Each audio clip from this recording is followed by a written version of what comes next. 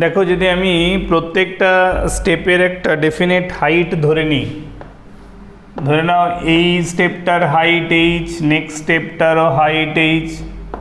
তারপরেও height h ঠিক আছে তাহলে হচ্ছে কি to if we consider the collision that is taking place at step 2 এর ডায়াগ্রামটা আমার বেটার হবে কারণ স্টেপ 1 এর কোলিশনটায় অ্যাকর্ডিং টু ড্রয়িং আমি জানি না কতটা হাইট ফল করছে to make the collision at step 1 but that picture is clear in step number 2 তাই না স্টেপ নাম্বার 2টায় পিকচারটা ক্লিয়ার যে to make collision at step 2 particle is falling through এই যে হাইটটা যেটা পড়ছে সেটা কত 2h আর পার্টিকেল আফটার কোলিশন যে হাইটটা গেইন করছে সেটা h so at step 2 a particle is falling through a vertical height h before striking the step 2 with some velocity u. Let that height is 2h, right? তাহলে যদি একটা particle 2h height পড়ছে তাহলে তার striking ভেলোসিটিটা কত আমরা ধরো তার মাস জানি না কিছু একটা মাস ধরে নিলাম তাহলে m into g into 2h this is the height lost by the particle. So loss in potential energy তাই না কারণ যেখান থেকে ও পড়তে শুরু করেছিল সেখানে ইনিশিয়াল ভেলোসিটিটা কত ছিল 0 তাহলে পার্টিকেলটা ধরো u1 ভেলোসিটিতে স্ট্রাইক করছে ক্লিয়ার তার মানে to lose the height 2h to fall through the height 2h potential energy loss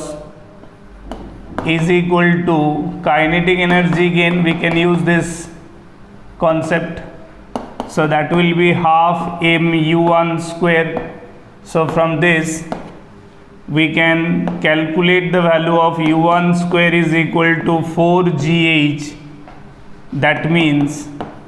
u1 is equal to 2 into root under gh. This is the height through which h is the height through which the particle is falling to make the impact with velocity u1, right? As we have to find the coefficient of restitution, so let the particle is rebouncing with velocity v1 and when it rebounds it attains a vertical height h. That means after traveling through a vertical height h against the gravity its final velocity at this point again becomes 0. So for the rebouncing journey, for the rebouncing motion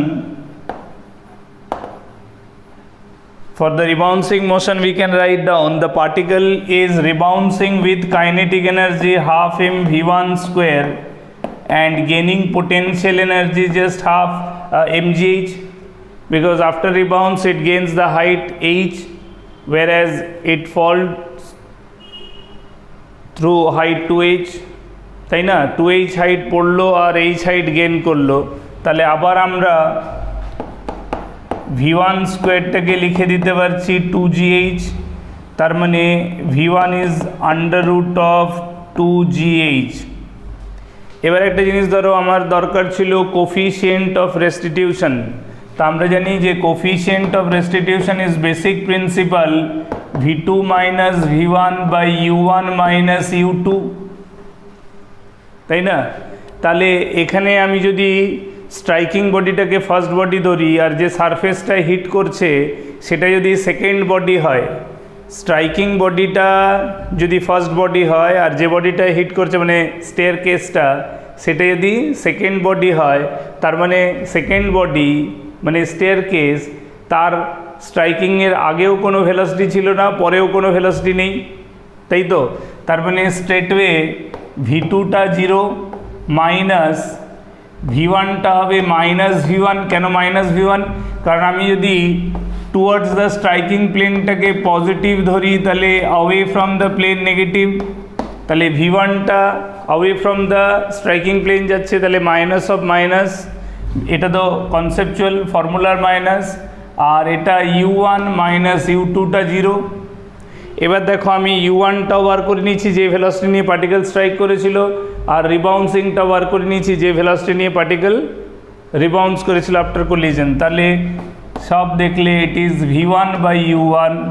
তাহলে V1 এর value হলো √2GH আর U1 এর value হয়েছিল 2√GH। তার মানে কি দাঁড়ালো, দুটোকে সলভ করলে this is equal to 1/√2,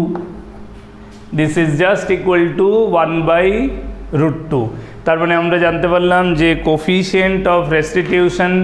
in this particular problem where the tennis ball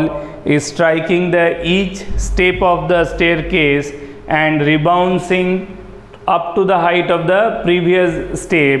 where coefficient of restitution is just equal to 1/√2। ঠিক তো, ক্লিয়ার হয়েছে?